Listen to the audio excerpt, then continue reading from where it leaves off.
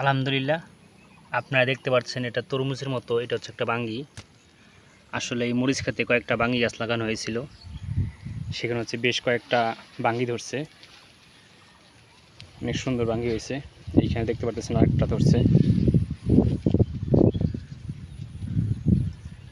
অনেক সুন্দর। আসলে বাঙ্গি খেতে অনেক সুস্বাদু।